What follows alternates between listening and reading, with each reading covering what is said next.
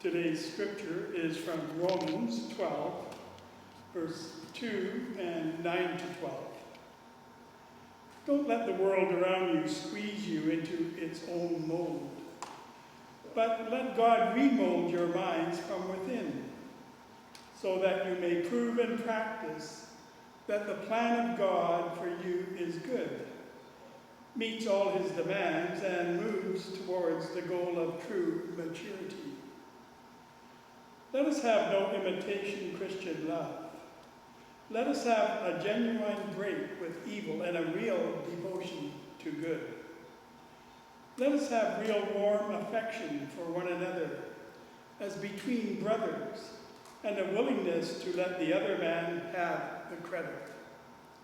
Let us not allow slackness to spoil our work, and let us keep the fires of the Spirit burning as we do our work for God. Base your happiness on your hope in Christ. When trials come, endure them patiently. Steadfastly maintain the habit of prayer. This is the witness of God's people. Thanks be to God.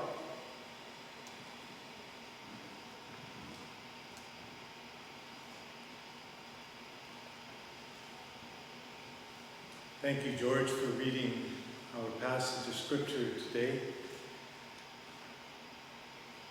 As we reflect upon these thoughts for us, I would mention to you and be thankful that a group of members from both Tsawwassen United and Ladner United churches have been meeting together for a weekly book study of Henry Nouwen's The Genesee Diary. It has really been a wonderful conversation and sharing of insights with each other. And the past week, the reading from Romans was part of one of the closing diary entries which caught the interest of a number of the study members. And I thought I would like to spend a bit of time considering it with you today. So the reading is drawn from the J.B. Phillips translation, and it starts with that wonderful statement, that warning and that guideline for personal reflection that could be beneficial for all Christian disciples daily. Don't let the world around you squeeze you into its own mold.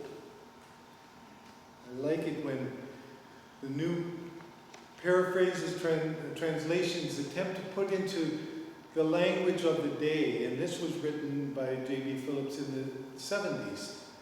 And it was an attempt to bring the language to the day, to the way that people were hearing and understanding. So let's just touch on those parts of that first sentence. Don't let.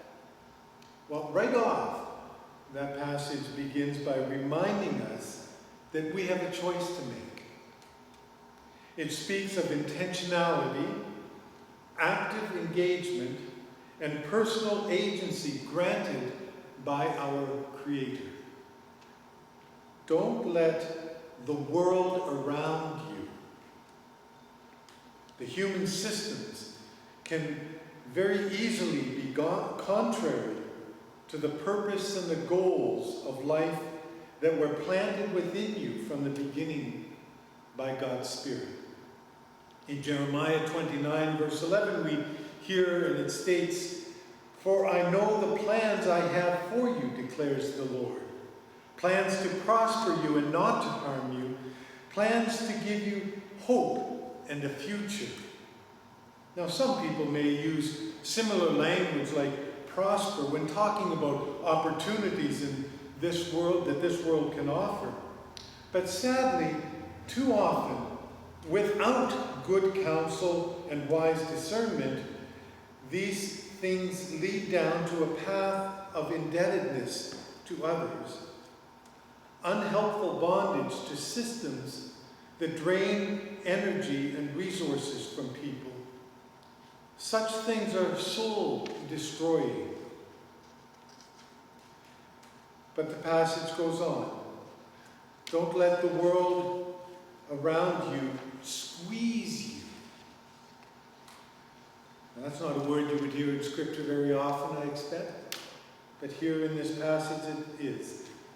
Have you ever felt squeezed? What a great word to think about. Let's start with at least one positive image. To be squeezed in a hug is certainly something that we may welcome, depending on who the other person is, of course. We squeeze a sponge to let the water out of it. Of course, a sponge is made to absorb liquid and then squeeze it out in order to clean things up. The idea of to squeeze a few more things in your grip or your grasp to make fewer trips when you're moving things from one place to another. I clearly remember my father called this the lazy man's load. Don't be afraid of doing the necessary work, he would say. But what about feeling squeezed emotionally, relationally, or psychologically, like feeling trapped, or being squeezed or pressured to buy something that you don't need? It just feels uncomfortable. Well, how about the huge weight to be squeezed out, homeless, or unable to provide for your family's basic needs of food, clothing, health care? Many feel squeezed out by the imposition of COVID on work and social life and extended family connections. Racialized populations experience a justice system that unduly squeezes them into false realities. This sense of being squeezed is not always comfortable. But it says, do not let the world around you squeeze you into its own mold. The problem with being squeezed into a specific mold where there is pressure to conform to that mold alone limits, restricts, constrains, and caps other possibilities. It becomes self-constraining, stifling, and soul-destroying. And in social reality, it only builds a pressure that will ultimately burst and explode outward. We seem to be seeing some of that kind of pressure in our world right now. You see, breathing, creative, innovative life cannot be contained. And the wonderful, amazing, joyful message of the gospel of Jesus Christ is that it doesn't have to be. The passage that we are referring to here goes on to accentuate a very different way of being in this world. Not squeezed and pressured, but free to express not only in words, but also in our actions through practical living out of the gifts of God built into our being, our body, mind, and spirit. Of course, it's not an exhaustive list of must-dos that are in this passage, but rather an attitude of being that life-giving example.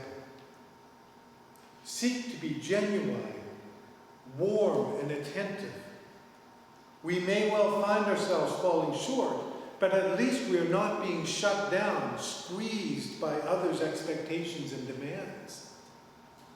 God's grace is sufficient when we lean on it, to hold us, to encourage and equip us for whatever comes our way. God's way is also to draw us into a community of others who will welcome, support, and build each other up. If we are feeling squeezed right now and can't wait to get back to the way things were, be careful what you wish for. I would rather encourage you to seek out an even more vibrant way. Let's not return to old habits when we have a chance to build a better way of being. not squeezed and pressured, but rather joyful in hope, patient in affliction, and faithful in prayer. There's a song that we're going to close our service with today, later. It's called God Only Knows. It's by a group called King and Country, For King and Country. But I end this reflection with this statement: God only knows what will unfold for you. Amen.